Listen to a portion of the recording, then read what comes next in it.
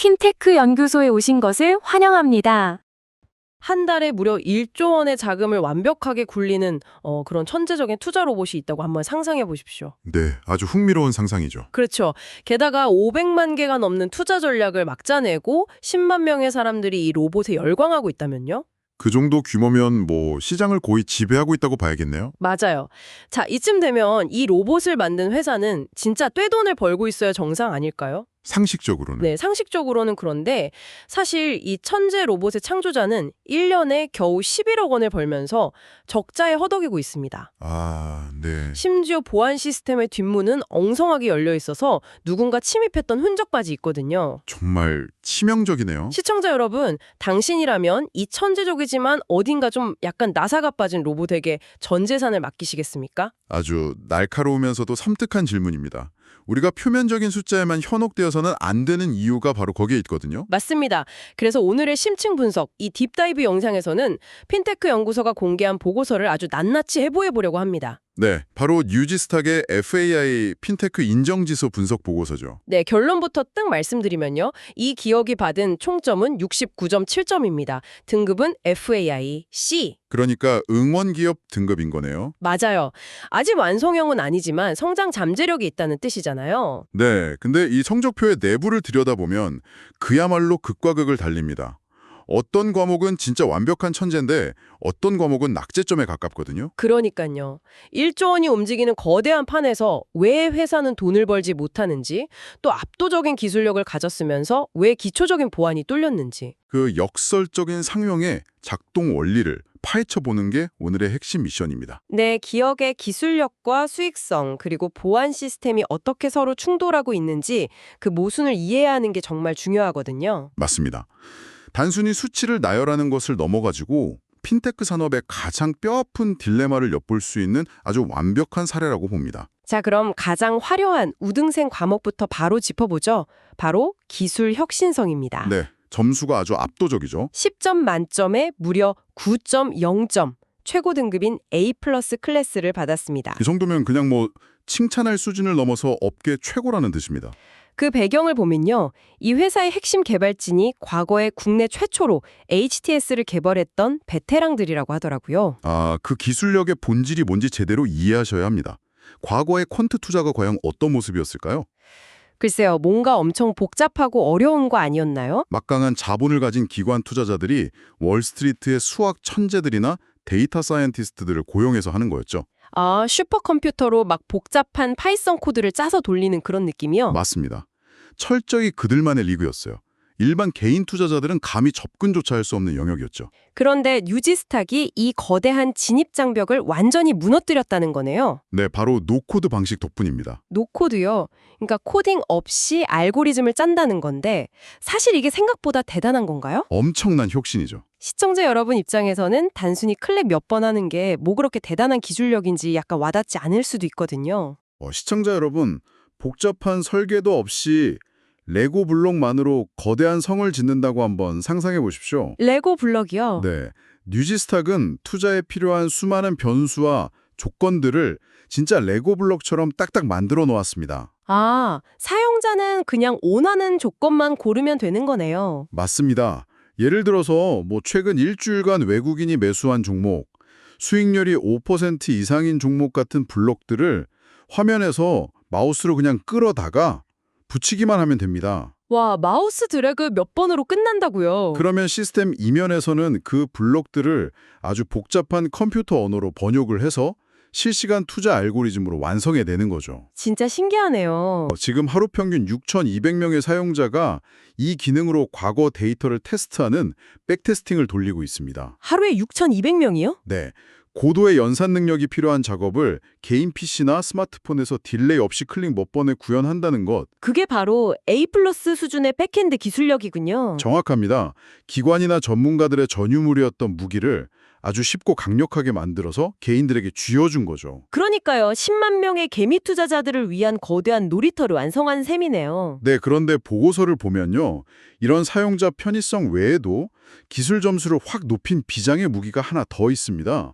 그 시분할 주문 특허 말씀하시는 거죠? 네, 맞습니다. 이게 혁신성 점수에 아주 큰 기여를 했거든요. 사실 저는 이 특허가 왜 그렇게 중요한지 단번에 이해가 안 가더라고요. 어떤 부분이 조금 헷갈리셨나요? 그냥 주문을 시간 단위로 잘게 쪼개는 게 기술적으로 그렇게 대단한 일입니까? 콘트 투자의 치명적인 약종인 슬리피지 현상을 기술로 완벽하게 방어했기 때문입니다. 슬리피지요? 그게 정확히 뭔가요? 내가 주문을 넣은 가격이랑 실제 시장에서 체결된 가격의 차이에서 발생하는 손실을 말합니다. 아, 내가 100원에 사려고 했는데 막상 사보니까 105원에 사지는 그런 상황이요? 맞아요. 예를 한번 들어볼까요? 호스트님께서 어떤 소형주, 만주를 한꺼번에 매수한다고 가정해보죠. 네, 제가 만주를 샀습니다. 호가창에 매물이 부족한 상태에서 만주 매수 주문이 한 번에 쏟아지면 어떻게 될까요? 사려는 사람이 갑자기 몰리니까 주가가 훅 올라가 버리겠네요. 그렇죠. 그 매수 주문 자체만으로도 주가가 순식간에 폭등해버립니다. 아, 결국 나는 내가 만든 주문 때문에 더 비싼 가격의 주식을 사게 되고 이는 고스란히 내 수익률 하락으로 이어지는 거죠. 그러니까 내가 사려는 행위 자체가 시장 가격을 올려버리는 엄청난 모순이 발생하는 거군요. 정확합니다. 그래서 뉴즈스탁은 이 만주의 주문을 한 번에 던지지 않는 거죠. 그럼 어떻게 하나요? 시장에 충격을 주지 않을 만큼의 아주 적은 수량으로 시간을 잘게 쪼개어 눈치채지 못하게 분할 매수하는 알고리즘을 특허로 만든 겁니다. 와, 그거 진짜 똑똑하네요. 이는 단순히 코딩을 잘하는 것을 넘어서 금융시장의 호가 체결 메커니즘과 시장 충격이라는 변수까지 시스템에 완벽하게 녹여냈다는 것을 증명합니다. 핀테크 연구소가 9점 0점이라는 압도적인 점수를 준 이유가 바로 이 지점이군요. 네, 맞습니다. 여기까지 딱 듣고 나면 당장 내일 코스닥에 상장해도 전혀 이상할 게 없는 유니콘 기업 같아요. 표면적으로는 완벽해 보이죠? 다시 한번 저희가 팩트를 짚어보겠습니다. 플랫폼 안에 모여있는 총 운용 자산, 그러니까 투자금이 1,400억 원입니다. 엄청난 규모죠. 게다가 한 달에 플랫폼을 통해 거래되는 돈이 무려 1조 원이에요. 1조 원. 네, 시장의 돈은 엄청나게 돌고 있습니다. 그런데 이 회사의 매출은 2022년에 19억 원에서 2023년과 2024년에는 11억 원 수준으로 거의 반토막이 났습니다. 네, 심지어 영업이익은 계속 적자 상태를 벗어나지 못하고 있죠. 이건 완전히 비정상 아닌가요? 아니 상식적으로 전국에서 차가 가장 많이 다니는 메인 고속도로를 뚫어놨는데 네, 그 도로를 만든 회사는 톨게이트 비용도 제대로 못 받고 파산 위기에 처했다는 거잖아요. 비유가 아주 정확합니다. 구조적인 모순이죠. 1조 원이 오가는데 회사 매출이 11억 원이면 도대체 수수료율이 몇 %라는 겁니까? 왜 이런 어처구니 없는 상황이 벌어지는 거죠? 전형적인 프리미엄 트랩, 그러니까 무료 서비스의 덫에 빠진 상태입니다. 무료 서비스의 덫이요? 플랫폼 비즈니스의 가장 잔인한 현실을 보여주는 대목이죠.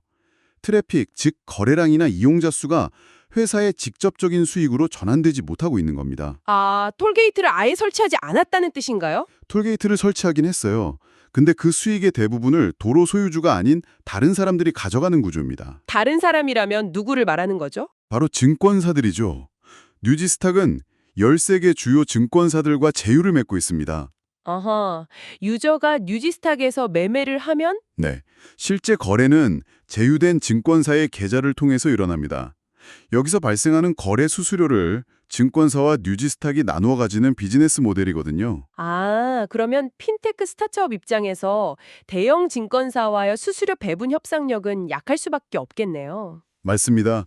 철저히 의뢰 입장일 수밖에 없죠. 결국 재주는 뉴지스탁이 부리고 돈은 증권사가 다 가져가는 구조군요. 네, 그러면 차라리 사용자들에게 직접 구독료를 받거나 그 플랫폼 툴 사용료를 강하게 매기면 되지 않나요? 그게 말처럼 쉽지가 않습니다. 일반 개인 투자자들은 기본적으로 HTS나 투자보조 도구는 무료라는 인식이 아주 강하게 박혀 있거든요. 아, 내가 굳이 돈을 내고 프로그램을 써야 돼? 약간 이런 마인드군요. 게다가 하락장에서는 본인의 계좌도 막 손실을 보고 있는데 플랫폼 이용료까지 추가로 지불하려고 하겠습니까? 과금에 대한 심리적 저항선이 매우 높습니다. 핀테크 연구소가 12.5점이라는 냉혹한 점수를 준 배경이 바로 그거네요. 네, 압도적인 기술력이 생태계 구축에는 성공을 했지만 그것을 돈으로 환산하는 캐시카우 메커니즘이 완전히 고장나 있다는 분석에 깔려 있는 겁니다. 활발한 거래가 기업의 이윤으로 직결되지 못하니까 지속 가능성에 치명적인 물음표가 붙을 수밖에 없네요. 기술은 세상을 바꿨는데 정작 본인들 통장 잔고는 비어가고 있는 거죠. 참 씁쓸한 현실입니다. 그런데 시청자 여러분, 매출 감소보다 우리의 등골을 더 서늘하게 만드는 충격적인 기록이 남아 있습니다. 네, 보안 이슈 말이죠. 맞습니다. 시장 신뢰도 점수가 17.2점, 금융 신뢰 및 규제 적합성 점수가 14.0점입니다. 점수가 왜 이렇게 대폭 깎였나 추적해 보니까 아주 뼈아픈 과거가 하나 등장하더라고요. 가장 심각하게 짚고 넘어가야 할 대목입니다. 2022년에 발생한 웹쉘 해킹 공격으로 인한 개인정보 유출 사고입니다. 네, 이 사고의 맥락을 이해하려면 뉴지스탁의 지배구조를 먼저 봐야 하는데요. 지배구조요? 뉴지스탁은 2021년에 DGB 금융지주, 현재의 IM 금융지주에 편입되었습니다. 잠깐만요. 거대한 제도권 금융지주의 우산 아래로 들어갔다는 뜻이잖아요. 네, 그렇죠. 시중은행을 보유한 금융지주 계열사라면 사실 보안이 진짜 철벽 같아야 하는 게 정상 아닙니까? 당연하죠. 그런데 정작 본인 집 문단속은 안 되어서 해킹을 당했다는 건가요? 그게 바로 아주 핵심적인 모순입니다. 웹쉘 해킹이라는 공격 방식은요, 보안 업계에서는 아주 고전적이고 기초적인 해킹 수법 중 하나거든요. 기초적인 수법에 당했다고요? 그게 정확히 어떤 방식인데요? 웹서버에 악의적인 스크립트 파일을 몰래 업로드해서 시스템 전체의 제어권을 탈취하는 방식입니다. 비유하자면 튼튼한 금고를 만들어 놓고 정작 주방 창문을 활짝 열어둔 채 퇴근한 것과 같습니다. 도둑이 그 작은 창문으로 들어와서 집안 전체의 마스터키를 훔쳐간 격이네요. 맞습니다. 금융 데이터가 오가는 서버에서 이런 원시적인 방식의 공격이 통했다는 것은 핀테크 스타트업 특유의 빠른 개발 속도에 비해서 보안 인프라 투자가 현저히 뒤처져 있었다는 것을 여실히 보여주는 대목이죠. 진짜 충격적이네요. 이 사고 때문에 개인정보보호위원회로부터 360만 원의 과태료 처분을 받았다고 하더라고요. 금액 자체는 작아 보입니다만 시청자 여러분 입장에서는 내 피 같은 자산을 굴리는 알고리즘 플랫폼에 누군가 침입자가 들어왔었다는 사실 자체가 엄청난 공포거든요. 신뢰의 문제니까요. 게다가 더 황당한 건 공식적인 보안 인증조차 제대로 갖춰지지 않았다는 겁니다. 네, 보안 인증이 없어요. 펜테크 연구소 보고서에 따르면요, ISMS나 ISO 27001 같은 공식 정보보안 인증을 확보했는지 여부가 확인되지 않는다고 딱 지적을 합니다. 아니, 금융 플랫폼인데 그게 없다는 게 말이 되나요? 이 인증들은 단순한 종이 쪼가리가 아닙니다. 금융당국과 시장 투자자들에게 우리 플랫폼의 보안 체계는 국제 표준에 맞춰 안전하게 관리되고 있다는 것을 증명하는 여권과도 같거든요. 여권이 없다면 신뢰할 수 없는 미등록 체류자나 마찬가지라는 거네요. 맞습니다. 더 치명적인 것은 AML, 즉 자금 세탁 방지와 KYC, 고객 확인 제도 체계에 대한 구체적인 정보도 부족하다는 점입니다. AML과 KYC요? 호스트님, 클럽에 갈 때 입구를 지키고 있는 엄격한 경호원을 한번 생각해 보십시오. 네, 신분증 검사하는 분들이요? KYC와 AML이 바로 그 경호원입니다. 신분증을 철저히 확인해서 나쁜 의도를 가진 사람이 들어오지 못하게 막고, 출처가 불분명한 검은 돈이 플랫폼 안에서 세탁되는 것을 철저히 감시하는 역할이군요. 정확합니다. 만약 그 경호원이 없다면 어떻게 될까요? 범죄 자금이나 비자금이 막 섞여 들어오겠네요. 1조 원이라는 막대한 거래량 속에 그런 돈이 섞여 들어와도 플랫폼이 이를 전혀 걸러낼 수 없다는 뜻이 됩니다. 진짜 무서운 이야기네요. 시스템이 아무리 훌륭해도 그 안에서 돌아가는 자금의 투명성을 보장하지 못한다면 기관 투자자들의 거대한 자금은 절대 들어오지 않습니다. 당국에서도 가만히 있지 않겠네요. 금융당국 역시 이런 블랙박스 같은 기업을 코스닥 시장에 상장시키도록 허락할 리가 없죠. 결국 가장 화려하고 거대한 집을 지었는데 정작 현관문에는 싸구려 자물쇠 하나 대충 걸어둔 셈입니다. 비유가 딱 맞습니다. 자, 여기까지의 상황을 짚어보면 정말 캄캄합니다. 혁신성은 타의 추종을 불허하지만 수익 모델은 완전히 고장났고 보안이라는 거대한 구멍까지 뚫려 있으니까요. 이쯤 되면 기업이 무너지는 게 수순 아닐까 싶은데 뉴지스탁이 이대로 주저앉을 리는 없겠죠. 네. 뼈아픈 성적표를 만회하기 위해서 이들이 꺼내든 아주 강력한 대반전의 카드가 있습니다. 오, 뭡니까 그게? 바로 포트 AI와 코인젠포트라는 두 가지 신무기입니다. 포트 AI와 코인젠포트? 이름부터가 뭔가 심상치 않은데요? 이 두 가지 신무기는 단순히 어떤 기능을 추구한 것이 아닙니다. 앞서 우리가 지적했던 치명적인 약점, 즉 수익성 부진을 한 번에 뒤집기 위한 사활을 건 승부수입니다. 첫 번째 승부수인 포트 AI부터 한번 살펴보죠. 아까 제가 레고블록 맞추듯이 마우스 클릭만으로 알고리즘을 짠다고 했었잖아요. 네, 그랬죠. 근데 이제는 그 마우스 클릭조차 필요 없게 만들었더라고요. 맞습니다.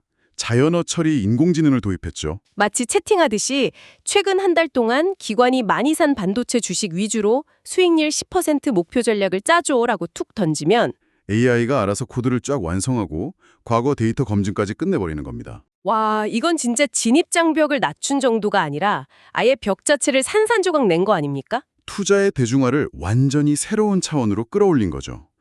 이게 왜 중요하냐면요. 앞서 말씀드린 수익성 문제를 해결할 마스터키가 될 수 있기 때문입니다. 어떻게 수익성으로 연결이 되나요?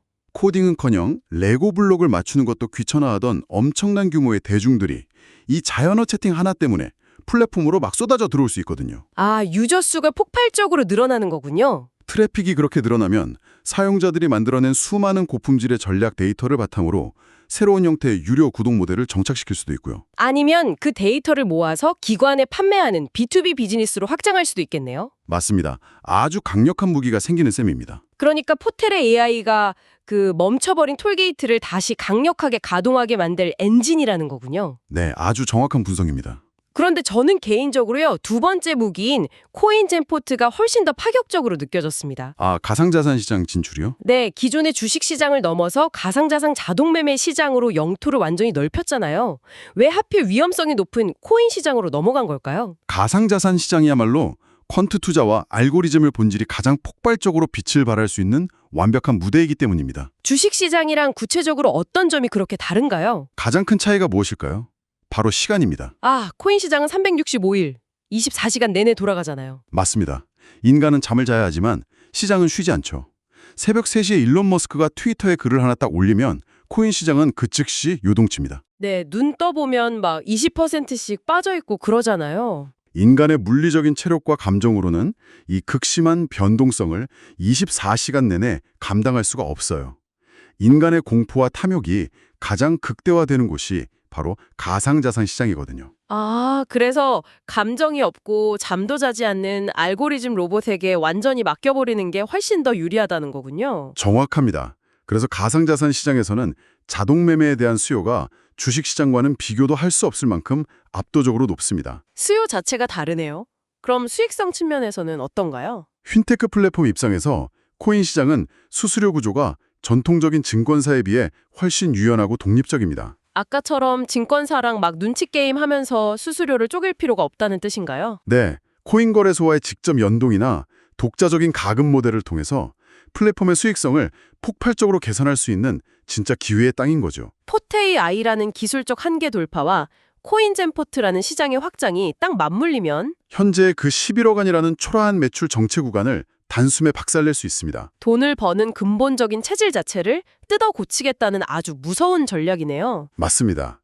뉴지스탁이 이렇게 사활을 걸고 신무기를 장착하는 데는 명확한 최종 목적지가 있기 때문이죠. 바로 코스닥 상장이군요. 네, 신한투자증권을 대표 주관사로 선정하고 2026년에서 2027년을 목표로 상장을 강력하게 추진하고 있습니다. 핀테크 연구소가 부여한 현재의 FAIC 등급을 상장 가능권인 B등급 이상으로 무조건 끌어올리겠다는 의지네요. 기업 공개, 즉 IPO를 추진한다는 것은요. 이제 더 이상 스타트업의 변명이 통하지 않는 아주 엄격한 심판대에 오르겠다는 선언입니다. 아무리 기술력이 뛰어나다고 해도 적자투성이인 기업을 코스닥에서 그냥 받아주진 않겠죠? 절대 안 통하죠. 코스닥 상장심사위원회는 보안 불감증 기업을 통과시켜주지 않습니다. 그럼 앞으로 1년, 2년 동안 뭘 증명해야 합니까? 기업이 스스로 자생할 수 있는 지속 가능한 이윤 창출 능력이 있는지, 그리고 수만 명의 개인 투자자들의 자금을 보호할 수 있는 ISMS 같은 철벽 방어 시스템을 구축했는지가 핵심입니다. 아까 말씀하신 AML 컴플라이언스도 당연히 포함되겠고요. 네, 그게 가장 중요한 평가 요소가 될 것입니다. 결국 상장이라는 거대한 목표가 있기 때문에 지금 지적받은 매출 적자와 보안 시스템 미비라는 치명적인 단점들을 어떻게든 고쳐낼 거라는 기대감이 생기네요. 역설적이지만 그 위기가 곧 기회입니다. 뉴지스탁의 기술력은 이미 업계 최고 수준으로 검증이 끝났거든요. 기술은 진짜 말렙이니까요. 네, 앞으로 2026년까지 남은 시간 동안 포트 AI와 코인젠포트로 비즈니스 모델을 확실히 증명하고 금융지주 계열사에 걸맞은 정보 보안의 방패를 완성한다면요. 네. 시장의 평가는 지금과 180도 완전히 달라질 것입니다. 자, 시청자 여러분, 오늘 핀테크 연구소의 리포트를 바탕으로 우리가 파헤쳐본 유지스탁의 진면목을 다시 한번 딱 떠올려 보시길 바랍니다. 1조 원의 판을 깔아놓은 천재적인 개발자들의 놀이터였죠? 네, 하지만 정작 수익을 내는 톨게이트를 짓지 못해서 11억 원의 초라한 성적표를 받았던 과거. 그리고 튼튼한 지붕을 가졌지만 기초적인 보안 창문을 열어두어 해킹을 당했던 뼈아픈 실수도 있었습니다. 하지만 이제는 인공지능 채팅이라는 새로운 마법과 24시간 잠들지 않는 가상자산 영토 확장을 무기로 삼았죠. 맞습니다. 2026년 코스닥 상장이라는 거대한 로켓을 쏘아 올리기 위해서 지금 절치부심하고 있는 기업의 진짜 민낯이었습니다. 모든 혁신적인 기업들이 거쳐가는 성장통의 한가운데를 우리가 함께 목격한 셈이네요. 기술의 완벽함이 비즈니스의 완벽함으로 이어지기까지의 간극, 그 틈새를 어떻게 메우느냐가 핵심이겠습니다. 맞습니다. 그 과정을 지켜보는 것도 아주 흥미로운 관전 포인트가 될 겁니다. 우리의 투자를 AI가 대신해주는 시계는 이미 영화 속 이야기가 아닙니다. 바로 지금 우리의 계좌에서 실시간으로 벌어지고 있는 현실이죠. 네, 피부로 느껴지는 현실입니다. 시청자 여러분, 가장 혁신적이고 화려한 알고리즘을 만들어내는 천재적인 기술력과 단 한 번의 실수도 용납하지 않는 철통 같은 보안과 꾸준한 수익성. 참 어려운 선택이네요. 여러분의 피 같은 자산을 누군가에게 맡겨야 한다면 과연 어느 쪽에 더 높은 점수를 주시겠습니까? 모든 것을 알아서 척척해내는 눈부신 기술일까요? 아니면 어떤 위기에도 흔들리지 않는 기본기와 신뢰일까요? 스스로 한번 깊게 고민해 볼 만한 주제입니다. 오늘 우리가 나눈 이 치열한 질문이 여러분의 투자 철학에 작은 울림을 남기길 바랍니다. 오늘의 심층 분석은 여기서 마치겠습니다. 시청해 주셔서 감사합니다.